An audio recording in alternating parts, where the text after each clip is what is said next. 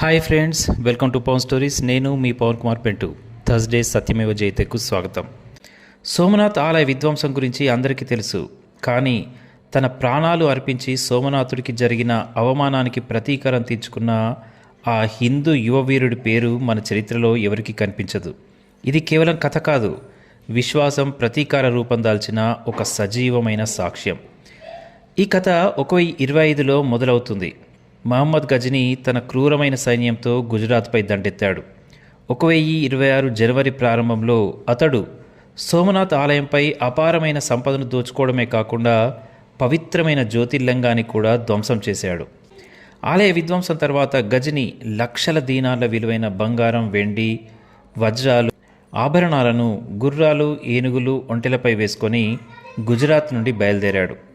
ఎండలు ప్రారంభమయ్యేలోపు త్వరగా సింధ్ ప్రాంతానికి చేరుకోవాలని అతను కచ్ ఎడారి మార్గాన్ని ఎంచుకున్నాడు. ఇది అత్యంత ప్రమాదకరమైన మండుతున్న ఇసుక మైదానం. అక్కడ చుక్క నీరు కానీ నీడ కానీ దొరకదు.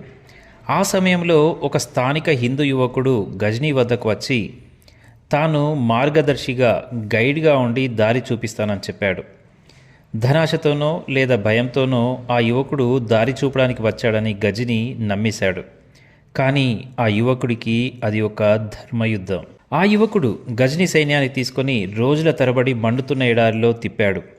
నెత్తిన నిప్పులు కురిపించే సూర్యుడు, అడుగు పెడితే కాళ్ళు కాలే ఇసుక, గుర్రాలు, ఒంటెలు అలా అలసిపోయి పడిపోయాయి.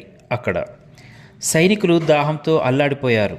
ఎన్ని రోజులైనా నీరు కనిపించకపోయేసరికి గజనీ ఆ యువకుడిని పిలిచి నీరు ఎక్కడా అని నిలదీశాడు.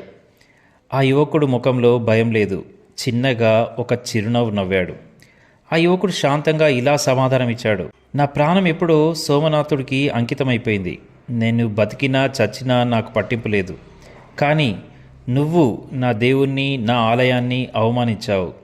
ఆ పాపానికి శిక్ష ఈ ఎడారిలోనే నీకు లభిస్తుంది. మిమ్మల్ని అందరినీ దాహంతో తల్లడిల్లి చనిపోయేలా చేయడానికే నేను కావాలనే మిమ్మల్ని ఈ ఎడారి నడిబొడ్డుకు తీసుకొచ్చాను అన్నాడు. ఈ మాటలు వినగానే గజనీ ఆగ్రహంతో ఊగిపోయి ఆ కత్తితో ఆ యువకుని చంపేశాడు. జై సోమనాథ అంటూ ఆ వీరుడు ప్రాణాలు వదిలాడు. కానీ అప్పటికే ఆ దుర్మార్గులకు జరగాల్సిన నష్టం జరిగిపోయింది.